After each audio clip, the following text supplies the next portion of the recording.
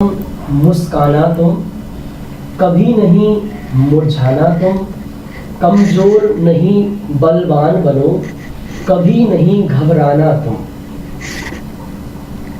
आंखों में आंसू नहीं लाना, ना रोना और रुलाना तुम, विघ्नों से डर कर नहीं रुकना, विघ्नों से डर कर नहीं रुकना, बचकर आगे बढ़ जाना तुम, औरों की हंसी उड़ाना मत तुम, नहीं गिरना और गिराना तुम, ईर्ष्या या चुगली ना करना, नहीं भिड़ना और भिड़ाना तुम, नहीं विवाद में समय गंवाना, समझो और समझाना तुम, दुखदाई निंदा ना करना, नहीं डरना नौर डराना तुम, ना लज्जा अच्छे कार्यों में, ना दबना और दबाना तुम, निज लक्ष्य से दृष्टि हटाना ना, क्या अंतिम पंक्तियां, निज लक्ष्य से दृष्टि हटाना ना, धीरज रख कर बढ़ जाना तुम, रहना प्रसन्न करना प्रसन्न। क्या मूल पंक्ति क्या है, क्या रही है, रहना प्रसन्न करना प्रसन्न, फूलों के सम मुस्काना तुम, फूलों के सम मुस्काना तुम। अगर ये हम स्वस्थ हैं, हटा दीजिए अब इसको, अगर हम स्वस्थ हैं तो डेफिनेटली आप मुस्कुरा पाएंगे, और स्वस्थ नहीं है तो फिर दुनिया की कोई दूसरी ताकत आपको मुस्कुराने में हेल्प नहीं कर सकती है। आइए, प्रेयर यहाँ से हो गई है, प्रार्थना हमने कर ली है। अब मेरा निवेदन है, जितने सारे लोग जुड़े हुए हैं वो एक बार जल्दी से वीडियो ऑन करके बैठ जाए तो अच्छा लगेगा मुझे, और मैं आपको प्रॉपर तरीके से समझा पाऊंगा, क्योंकि जो लोग वीडियो ऑन करके बैठे हैं हम उन्हीं से बातचीत कर पाते हैं, फिर हम उन्हीं पर ध्यान दे पाते हैं। अगर आप भी चाहते हैं कि हम आपसे कुछ पूछें, आपको इस क्लास में शामिल करें, आप पर ध्यान दें, तो आपको जरूरी है कि आप वीडियो ऑन करके बैठें। जो कर सकते हैं एक बार थोड़ा सा कोशिश कीजिएगा, थोड़ा जल्दी। हमारे आदिश जी कोटा, बेटा आप तो कर सकते हो, करो जल्दी से। जो लोग भी कर सकते हैं, चारू जी, सरिता देवी, चित्रा जी, सम्यक जी। आइए हम प्रारंभ करते हैं अपनी क्लास, टाइम हमारा हो गया है। पीपीटी आपके स्क्रीन पर आती जाएगी और उसके आधार से ही हम बात करते जाएंगे। सबसे पहले दो पंक्तियां जो मुझे आपसे कहनी है, पंक्तियां यह हैं जो आपने सुनी है, फिर भी आज बहुत ज्यादा प्रासंगिक है इसलिए फिर से बोलता हूँ। सारे जग में ढूंढ रहा है मृग अपनी कस्तूरी को, कितना मुश्किल है तय कर पाना खुद से खुद की दूरी को। आज मुझे किस संबंध में कहना ये पंक्तियां, कि हम बढ़िया से बढ़िया डॉक्टर्स के पास जा रहे हैं, बड़े से बड़े हॉस्पिटल में जा रहे हैं, बड़े से बड़े मेडिकल जा रहे हैं। किसके लिए नमिता जी? स्वास्थ्य खोजने के लिए। पर कहाँ है स्वास्थ्य? ठीक है ना, कभी सोचा आपने किसका नाम है स्वास्थ्य? कहाँ है, किसका नाम है?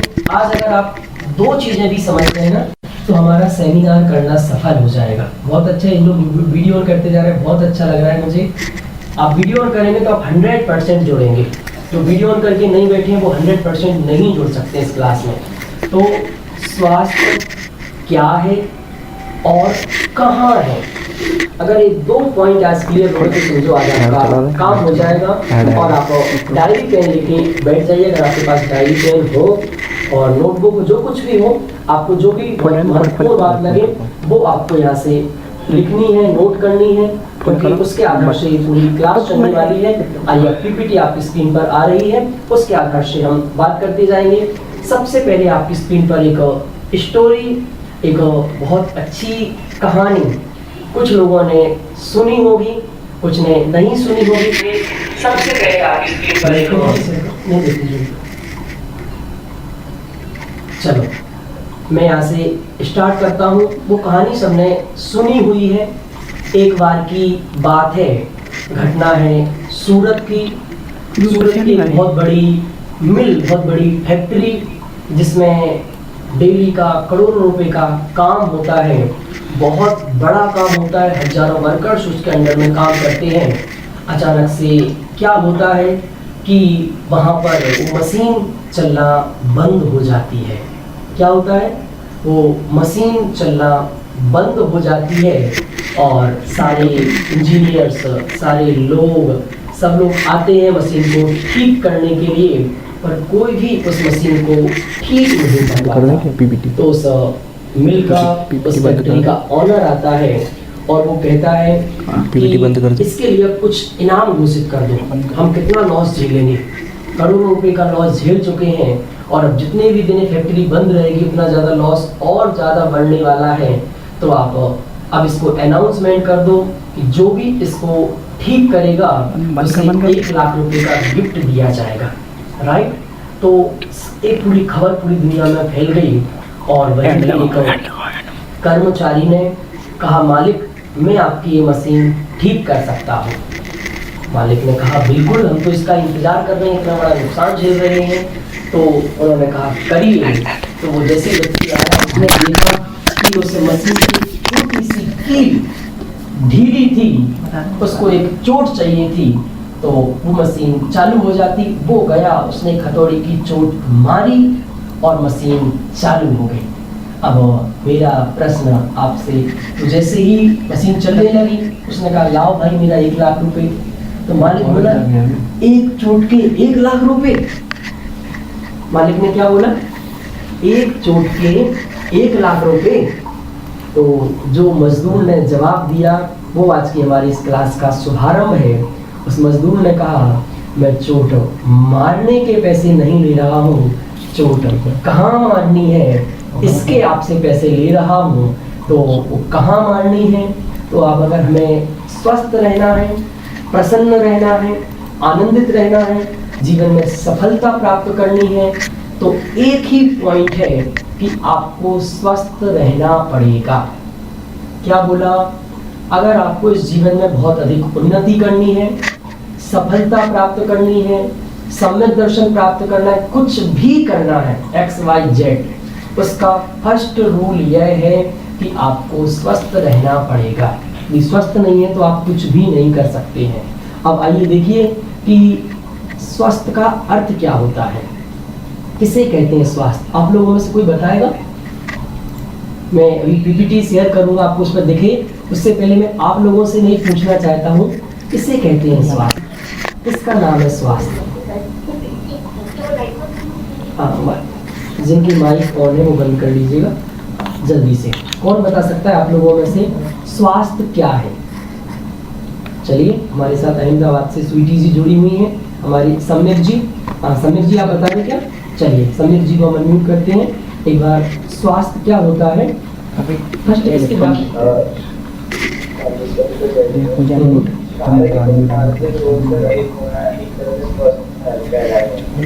ठीक है, गुड गुड। और अच्छा, मुझे अभी और संतोषजनक जवाब चाहिए। चलिए, अपने पास टाइम कम है, मैं स्क्रीन शेयर करता हूँ, यहीं से आप देखेंगे। स्क्रीन शेयर कीजिएगा।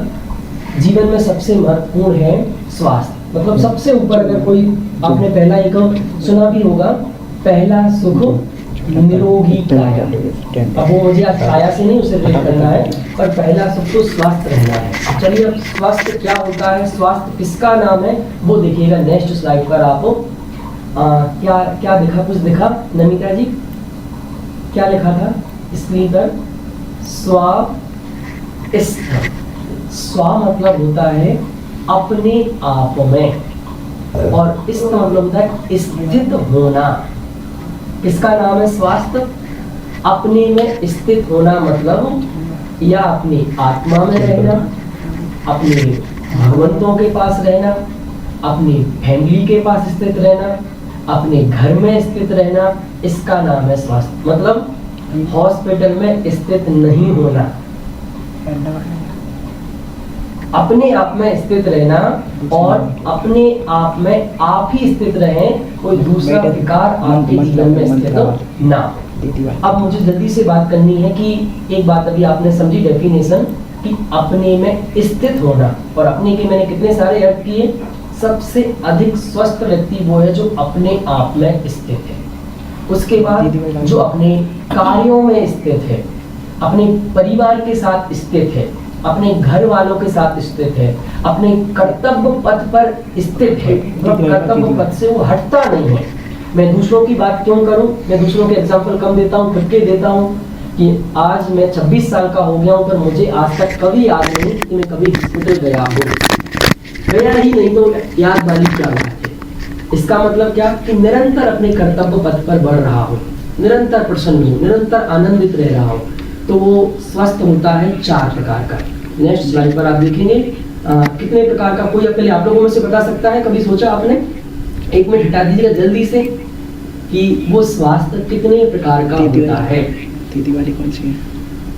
बहुत शॉर्ट में बात करनी है, बहुत पॉइंट्स में बात करनी है। आज हमें रेखा जी पाटवती हमारे साथ व्यावर से जुड़ी हुई हैं। आप बता सकते हैं स्वास्थ्य कितने प्रकार के होते हैं? हाँ हाँ, दो देख नहीं पाए। बहुत अच्छा, बहुत अच्छा, ईमानदारी से राइट, गुड गुड, बहुत अच्छा। देखिए पूरी दुनिया आज के दिन को सिर्फ शारीरिक स्वास्थ्य से जोड़ती है। मैं ये नहीं कह रहा हूँ कि वो जरूरी नहीं है, सबसे पहले नंबर पर वो है, पर वो टॉप नहीं है। ये तो नेसेसरी है, सबसे नीचे की चीज है, पर सबसे पहले है जो नीचे की सीढ़ी होती है वो सबसे मजबूत होनी चाहिए। नींव समझ लीजिएगा, बट हमें तो ऊपर कलश तक पहुंचना है। तो सबसे पहला नंबर है शारीरिक स्वास्थ्य, दूसरा होता है मानसिक स्वास्थ्य, फिजिकल हेल्थ। सॉरी, फर्स्ट था फिजिकल हेल्थ, सेकंड है मेंटल हेल्थ। क्लियर? 2 अच्छे से समझ में आ गए। थर्ड है सामाजिक, सोशल हेल्थ। सोशल हेल्थ भी आपकी बहुत अच्छी होनी चाहिए। और फोर्थ है और सबसे महत्वपूर्ण आपका आध्यात्मिक स्वास्थ्य।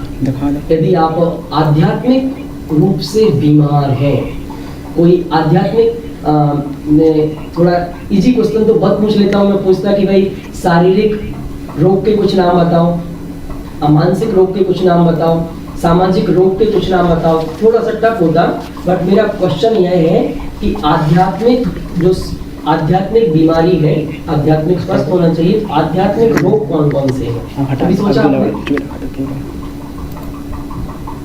आध्यात्मिक रोग कोई बता सकता है? दीदी वाली कौन सी है? आरती जी जयपुर से बताइए जल्दी से, स्पीड से, टाइम कम है।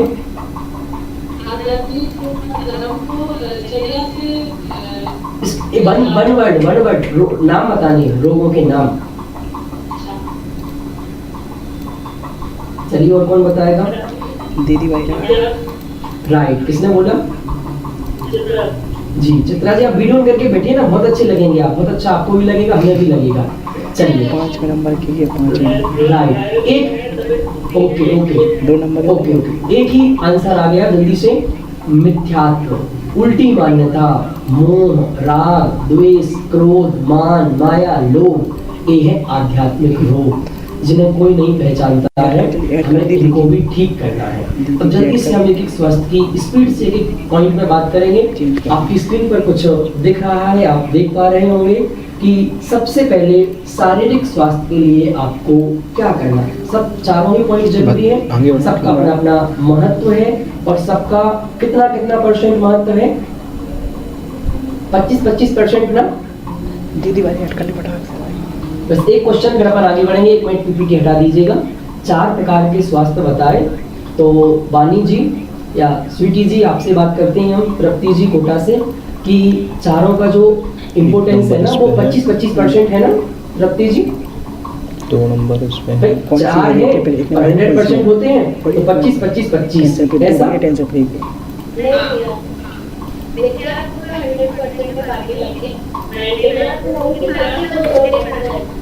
कितना कितना है?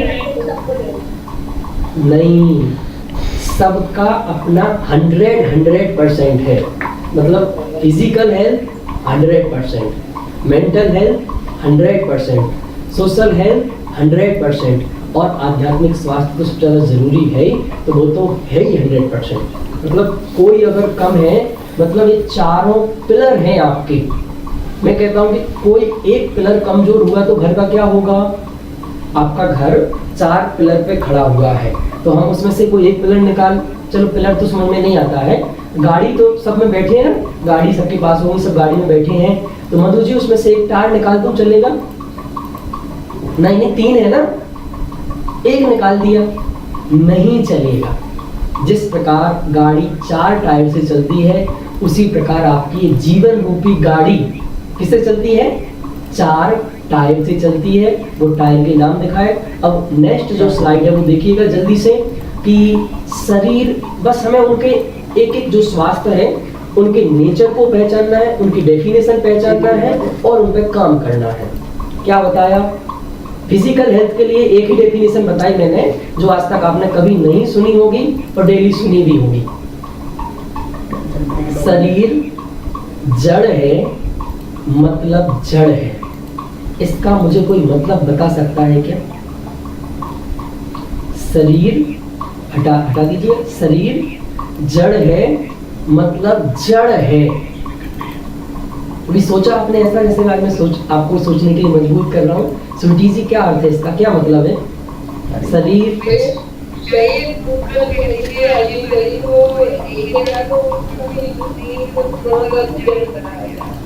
ना ना ना ना ना ना, मुझे जो अभी फिजिकल हेल्थ के संबंध में समझाना है वो आंसर चाहिए मुझे स्पीड से। कौन सोच पा रहा है? बिल्कुल क्लीन होके सोचना है, कुछ दिमाग पे बोझा रख के नहीं सोचना है, तो आप सोच पाएंगे। प्रमेश जी, भाई साहब आप बताएंगे।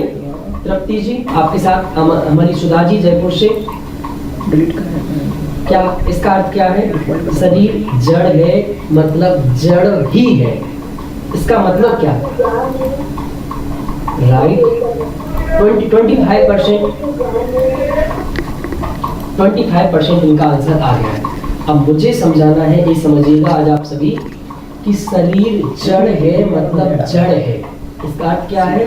कि वो बेचारा, उसके अंदर ज्ञान नहीं है, वो कुछ भी जानता नहीं है, वो कुछ भी बेचारा समझता नहीं है, तो पूरी रिस्पॉन्सिबिलिटी आपकी है। क्या समझ में आया?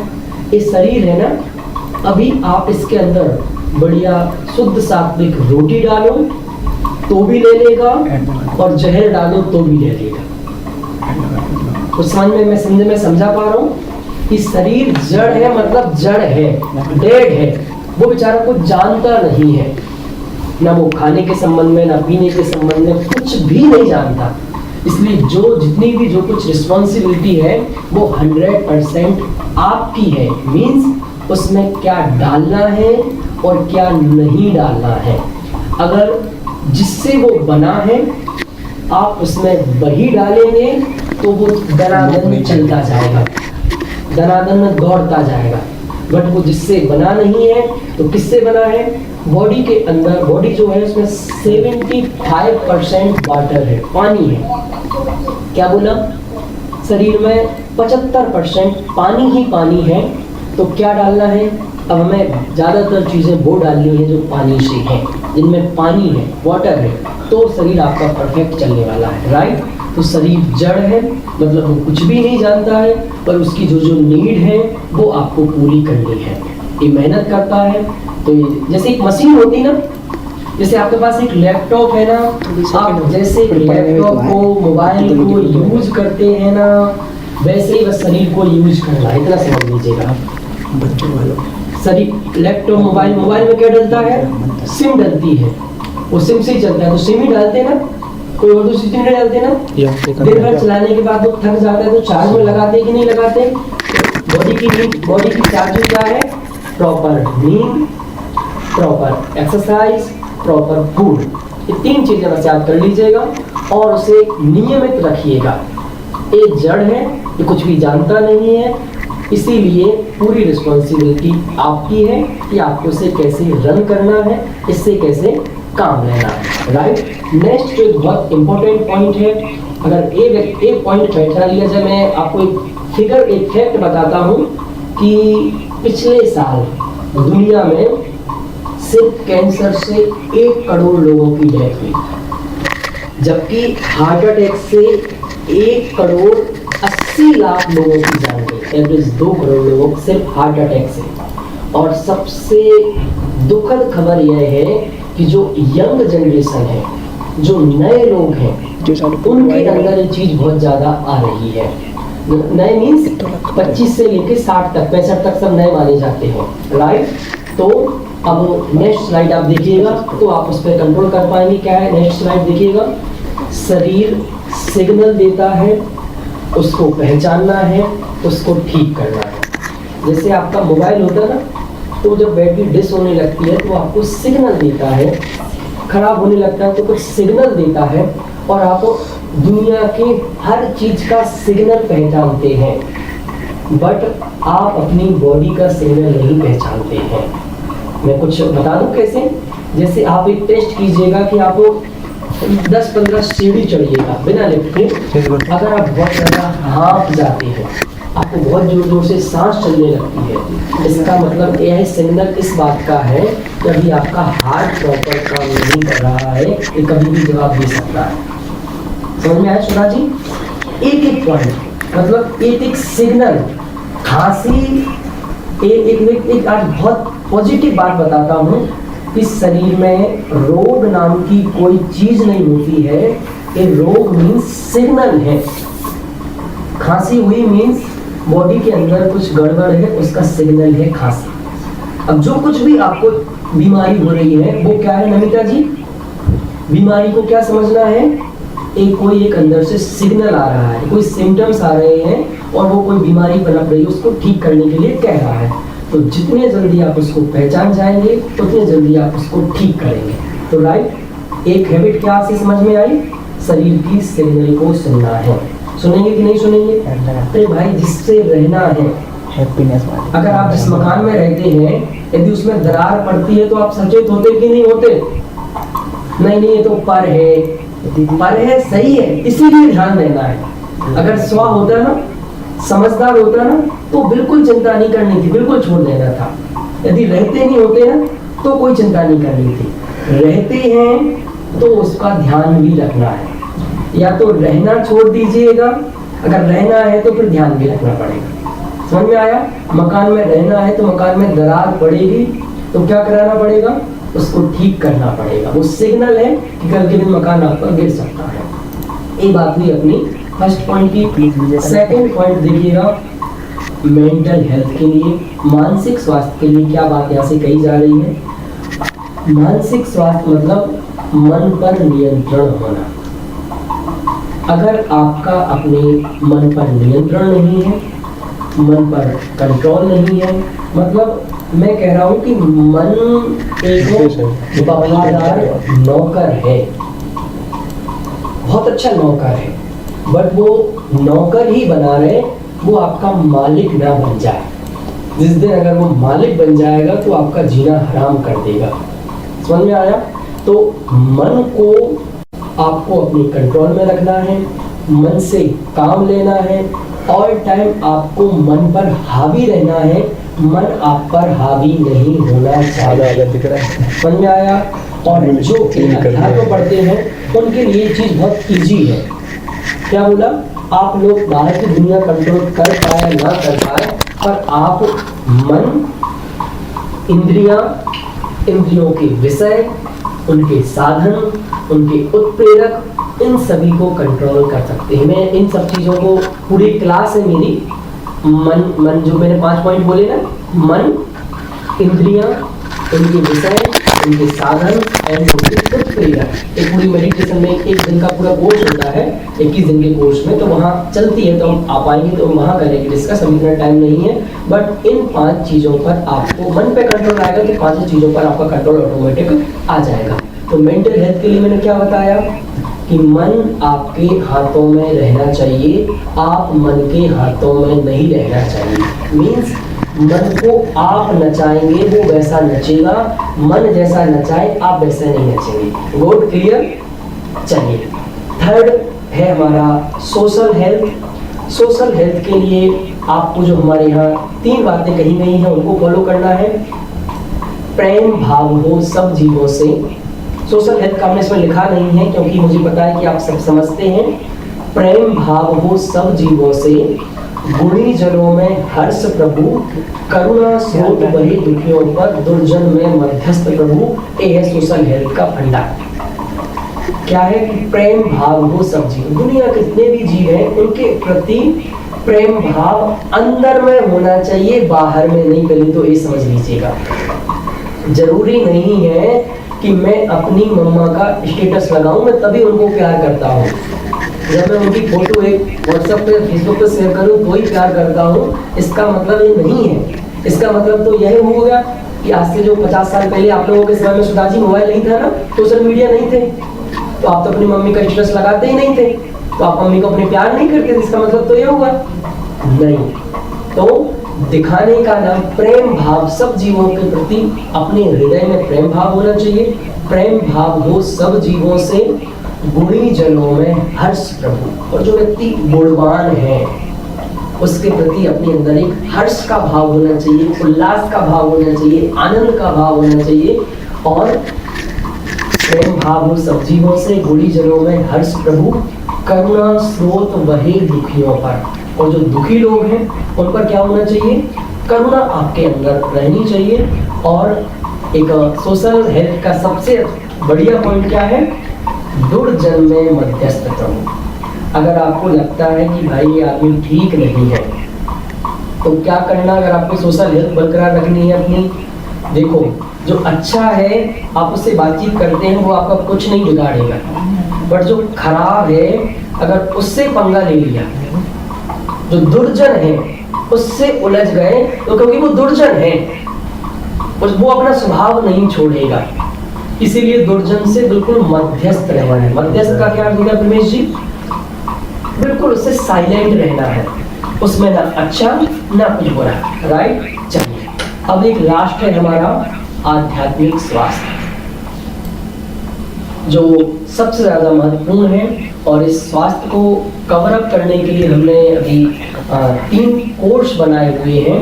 पहला कोर्स है हमारा स्टूडेंट एंड यंगस्टर के लिए हैप्पीनेस मंत्रा, बड़े लोगों के लिए है tension free life and powerful meditation. Tension free life 3 दिन का, इसमें हम 21 टेक्निक पर बात करते हैं और उन्हीं की प्रैक्टिस हम मेडिटेशन में 21 दिन तक करते हैं।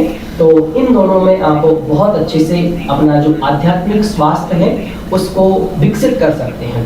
मुझे तो सबसे ज्यादा महत्वपूर्ण क्या है अभी चारों में पहले आप ये बताइएगा, आपकी नजर में, बहुत ईमानदारी से पूछ रहा हूँ, जितने भी लोग यहाँ जुड़े हैं, यूट्यूब पर जुड़े हैं, अंतर मन आपका क्या कहता है इन चारों में सबसे ज्यादा जरूरी किस हेल्थ के लिए है? तृप्ति जी बोलिए। तृप्ति जी आपका भी आंसर है ना? सेजल जी वगैरह आपका भी यही जवाब है? रेखा जी, स्वीटी जी आपका?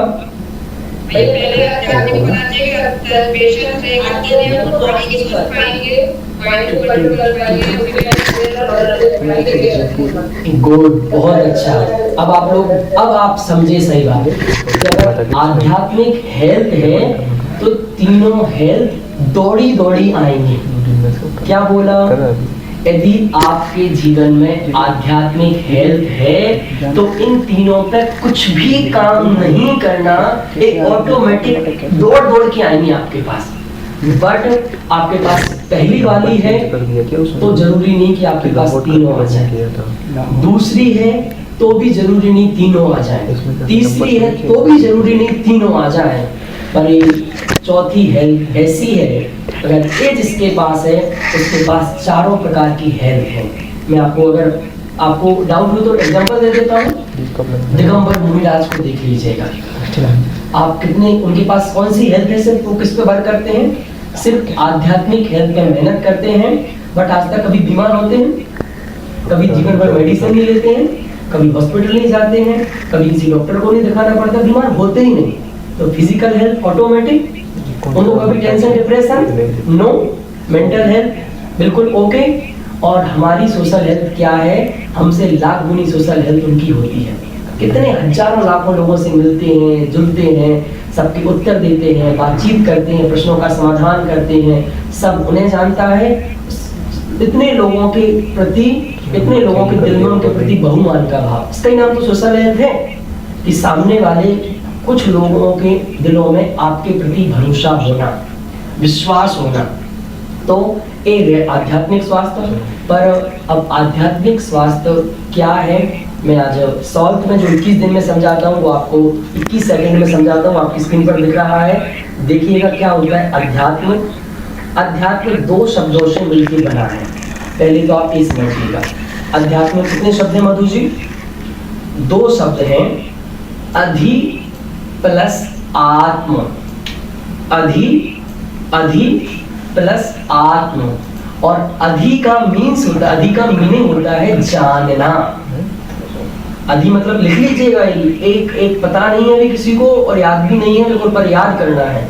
अधि मतलब होता है जानना और आत्म मतलब होता है आत्मा।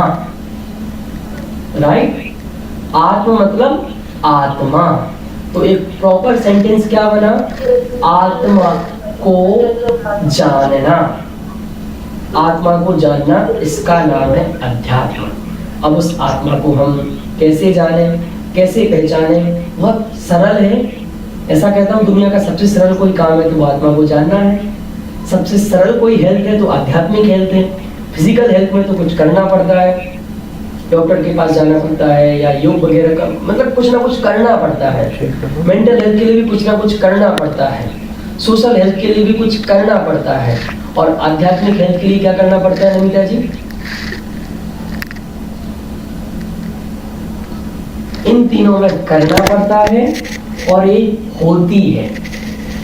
इसके लिए कुछ नहीं करना पड़ता, बस समझना पड़ता है, राइट नॉलेज चाहिए पड़ता है इसके लिए।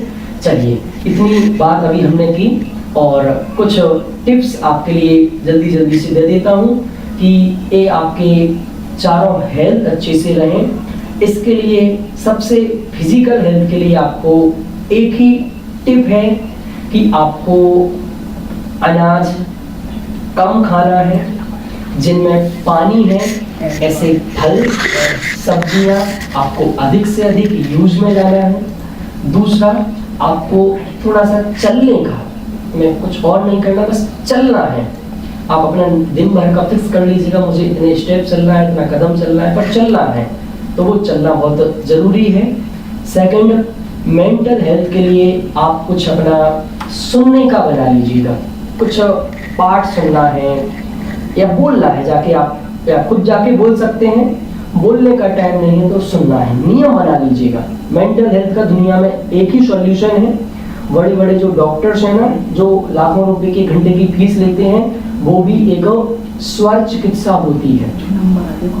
कुछ आपको सुनाते हैं, कुछ अलग अलग प्रकार की आवाजें, उससे आपको ठीक करते हैं। तो जब उनके पास लाखों रुपए की फीस देने जाओ, उससे अच्छा यहीं सुन लो मेरे से फ्री में। तो आपको क्या करना है?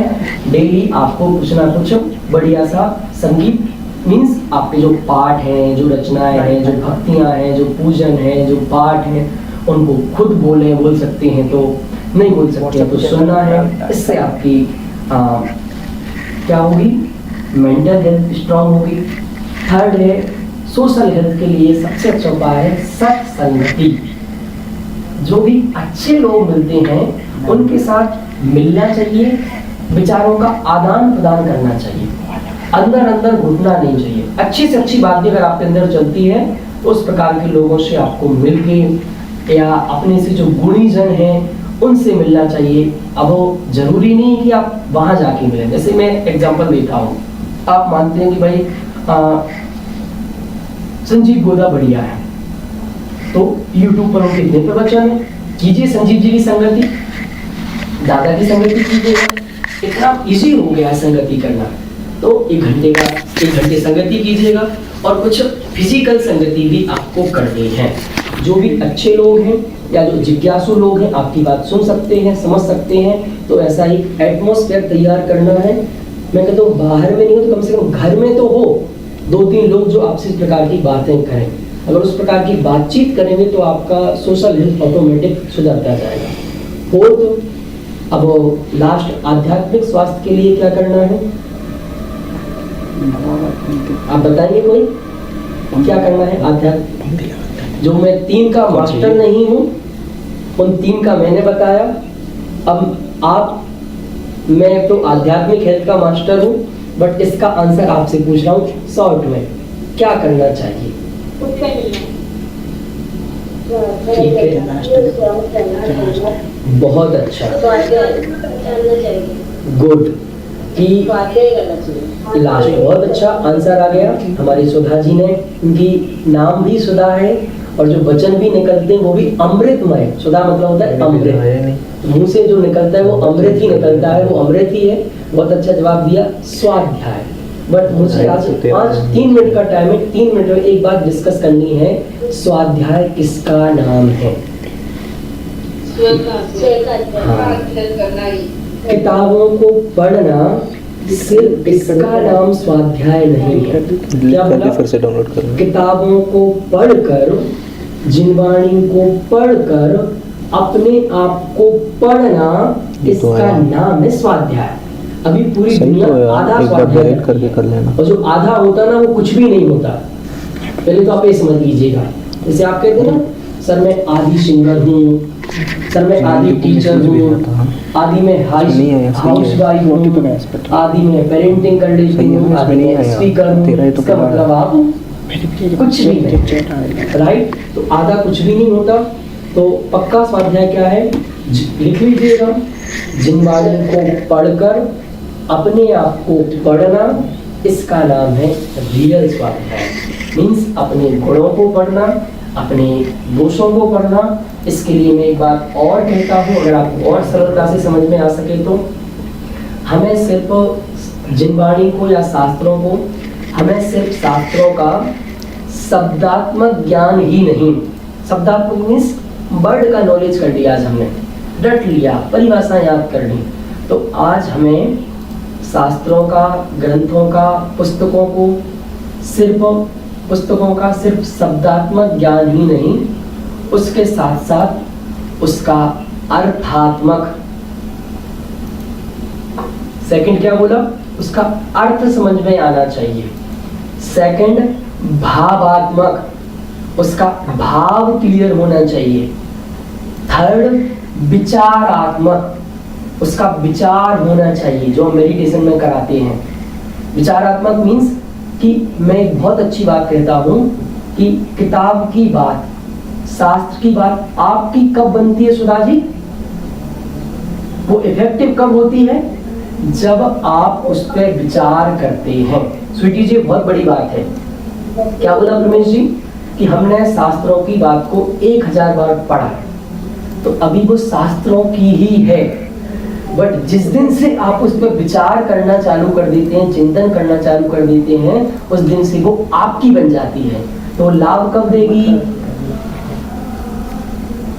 पढ़ने से लाभ नहीं देगी, जब विचार करेंगे तो लाभ देगी। तो अब हमें शास्त्रों का शब्दात्मक, अर्थात्मक, भावात्मक, विचारात्मक, बट कुछ लोग इस 4th पोजीशन पे भी पहुंच जाते हैं। सपना जी कहाँ तक पहुंच जाते हैं? सुधा जी, विचार तो कर लेते हैं बट डिसीजन नहीं करते हैं। तो 5th है, अब हमें शास्त्रों को निर्णयात्मक, निर्णय के लिए पढ़ना है। कुछ इस लाइफ के पक्के डिसीजन करने हैं, तो चेंज आएगा, बिना डिसीजन के चेंज नहीं आएगा।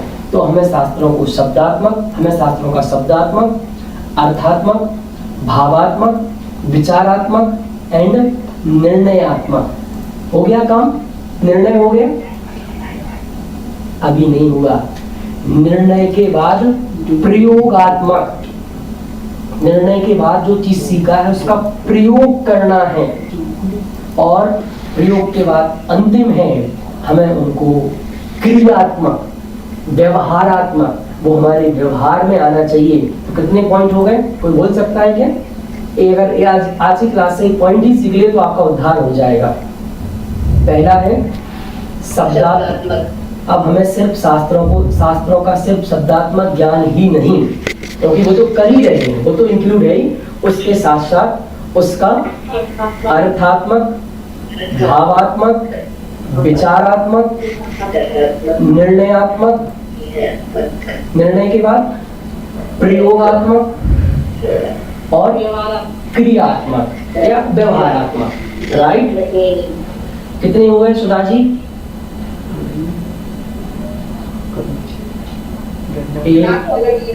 7 हो गए ना? मतलब इस 7 नहीं 8 तो नहीं होंगे, 7 नहीं, 7 हैं। ये 7 विश्व के अजूबे हैं। 7 अजूबे होते हैं ना विश्व में, वो जड़ अजूबे हैं, एक्चुअल अजूबे यही हैं जो मैंने आज आपको बताए हैं। और ये 7 पॉइंट आपको सख्त भयों से दूर करके बता दूं। सच्चा सुख प्रदान करते हैं। चलिए क्लियर हो गया सब पॉइंट। आज की बात अपन यहीं पर पूरी करते हैं। बट एक अंतिम टिप्स जो बहुत ज़्यादा जरूरी है, मतलब अगर हार्ट की या दिल की जितनी भी परेशानियां हैं, ऐसा समझिएगा बहुत अधिक हिंसा करते हैं। सबसे ज्यादा हिंसा अगर कोई चीज में करते हैं तो वो एक चीज में करते हैं, वो आपको पता नहीं है। वो आज टिप्स है, तो आप पाप से भी बचेंगे और हेल्थ भी इंप्रूव होगी। वो टिप्स है आपकी स्क्रीन पर लाइएगा जल्दी से कि अब आप जब भी कुछ खाएं कुल्ला जरूर कीजिएगा, और शाम को खाने के बाद तो आपको प्रॉपर तरीके से मंजन करना ही है। वैसा बंद हो गया मेरा माइक अनम्यूट करो। क्या समझ में आया कि जब भी कुछ खाते हैं तो खाने के बाद कुल्ला जरूर करना है, और जब शाम का भोजन पूरा होता है तब आपको शाम का भोजन 6 बजे के पहले होना चाहिए, 6 बजे के बाद नहीं होना चाहिए, क्योंकि दांतों की खराब सेहत दिल को भी खतरे में डालती है। मसूड़ों की बीमारी वाले बैक्टीरिया हृदय रोग में खतरा पैदा करते हैं। तो अब इसमें 2 बातें समझिएगा कि जब आपने कुछ खाया तो जैसे अपन ने ऐसे समझिएगा कि आपने किसी थाली में से खाते हैं ना, मैं बहुत इजी तरीके समझाता हूँ। तो थाली में से जब खाते हैं तो कुछ ना कुछ थाली में बचा रहता, गंदगी कितनी बची रहती है, थाली पूरी छप जाती कि नहीं छप जाती।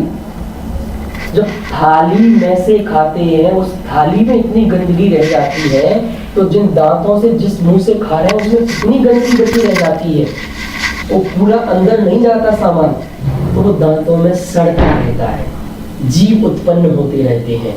तो सड़ता है तो उससे बैक्टीरिया बनते हैं, इससे आपको हार्ट में तकलीफ होती है, दिल की बीमारियां सारी उससे होती हैं, और जीव उत्पन्न हो रहे तो हिंसा हो रही है।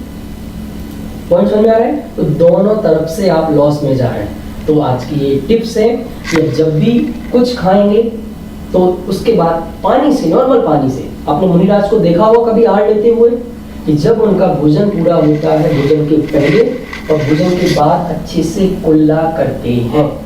कुल्ला तो समझते हैं ना, कुल्ला मीन्स मुंह को अच्छे से धो लेना। थाली बर्तन धोते ना, बर्तन धोना मतलब कुल्ला करना।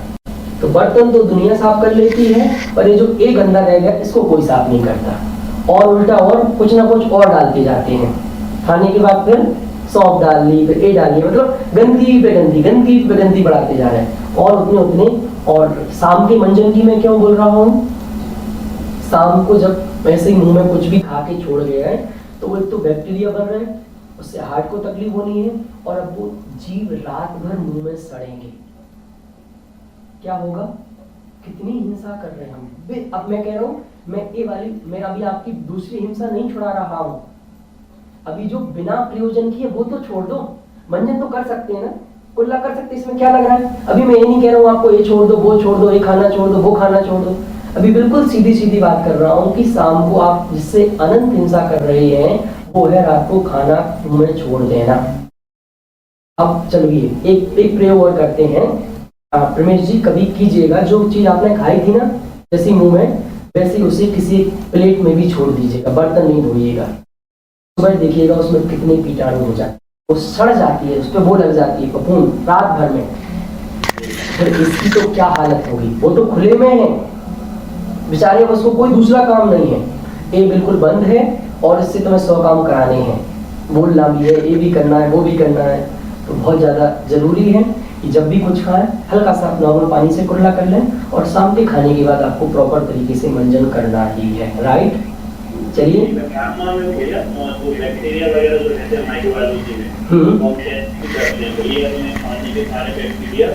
मतलब 1 सेकंड 1 से 2 2 से 4 इतने जल्दी होते हैं कि वालों में पहुंच जाते हैं 1 घंटे का। अच्छा, माउथ के ना, माउथ के, हाँ, वो टेस्ट करते हैं लैब में, मैं फार्मा के अंदर वो बैक्टीरिया ही देखता हूँ डिपार्टमेंट में, माइक्रो।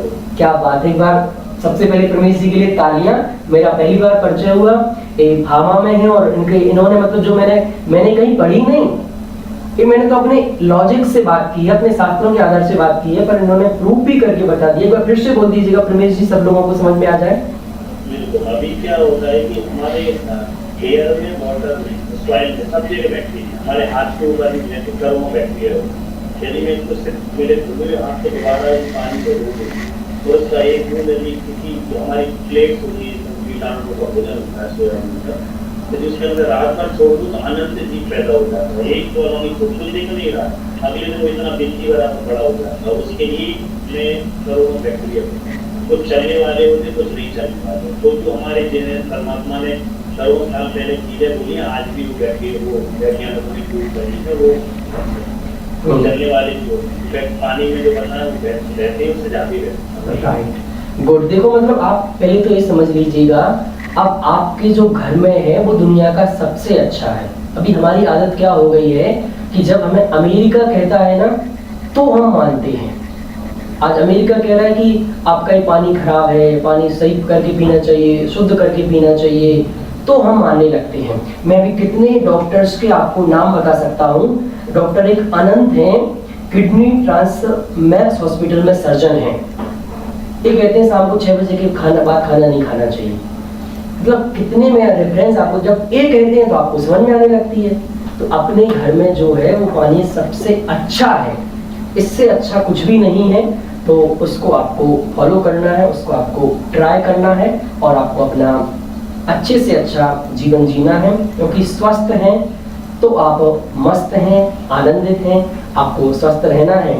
इसके लिए मैंने आपको एक नया कोर्स जो मैं नहीं बता पाया कि हमारे अंदर एक जो कमजोरी है कि हम बैठने का काम बहुत कर रहे हैं, सुन रहे हैं, अच्छी बात है, बट उससे क्या हो रहा है, जो मैंने पिछली क्लासों में शायद मुकेश जी कहा है, आपने ध्यान दिया होगा कि हमारे मुनिराज होते थे।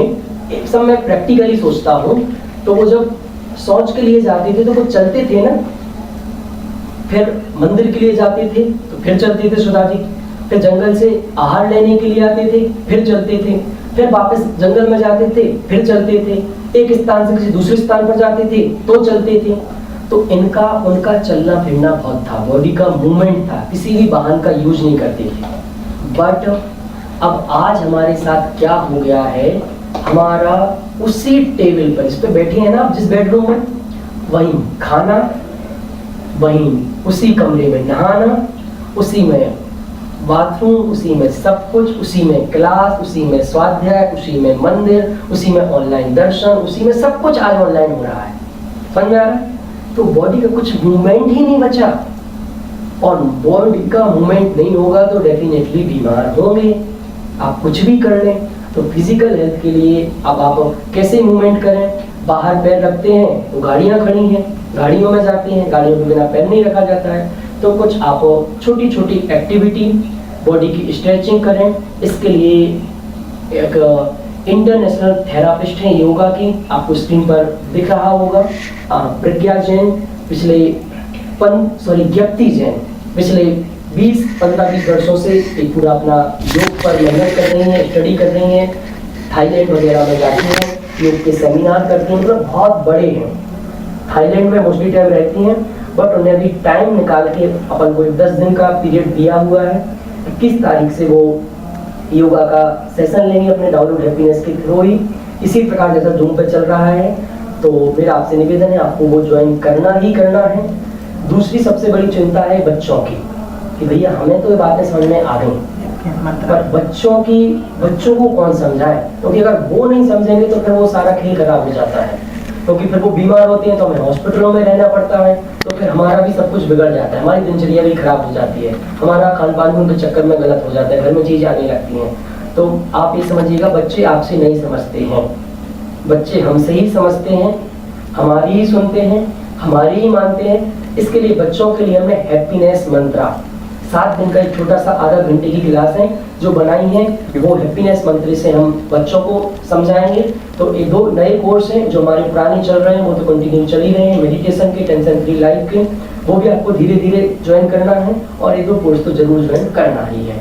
चलिए आप सब जुड़े, बहुत अच्छा लगा। कोई डाउट हो तो आप पूछ लीजिएगा, फिर अपन क्लास ओवर करेंगे, टाइम ओवर हो गया।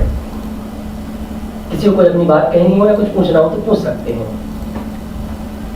सबको सब कुछ क्लियर आज की क्लास का?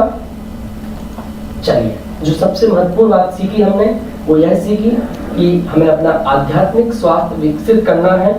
वो जितना जितना बढ़ता जाएगा उसके 2-3 फायदे और भी हैं।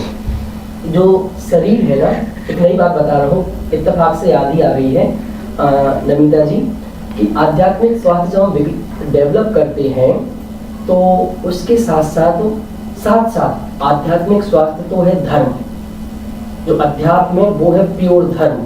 पर उस धर्म के जब धर्म में आप जाते हैं आरती जी, तो आपकी जो कसाएं थी ना प्रेमेश जी, ये कसाएं होती हैं मंद, कसाएं होती मंद तो बनता है आपको पुण्य।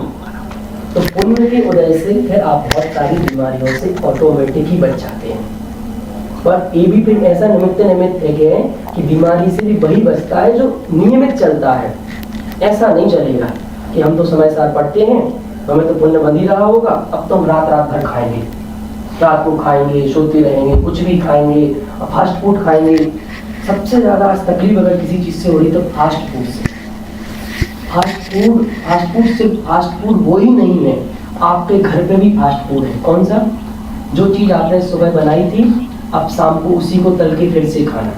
एक कचौड़ी बना ली थी सुबह, फ्रिज में रख के 3 दिन तक खाना, इसका नाम भी फास्ट फूड है। समझ में आया? मतलब जो आपको फास्ट मिल गया, जिसमें आपने मेहनत नहीं की, जो आपने प्रॉपर तरीके से तैयार नहीं किया, जो फास्ट मिल गया वो फास्ट है, वो फास्ट फूड सब है। तो जो प्रॉपर तरीके से बनता है उसका नाम है रियल फूड, वो आपको अपने जीवन में लाना है। बहुत अच्छा लगा आप सब जुड़े।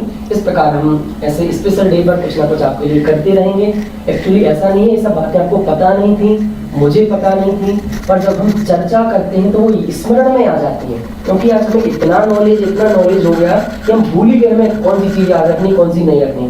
तो आज हमने हेल्थ पे बात की, तो मैं आशा करता हूँ लगभग 10-20 लोग थोड़े से सचेत होंगे, थोड़े से जागरूक होंगे, थोड़ा सा बढ़ेंगे, कुछ अपने जीवन में नए स्टेप उठाएंगे। तो आप जरूर कुछ स्टेप उठाएं। आप सब जुड़े, आपका बहुत बहुत धन्यवाद। Thank you. बिल्कुल यूट्यूब पर मिल जाएगी। चलिए बहुत बहुत धन्यवाद। चलिए जय जय जय जय।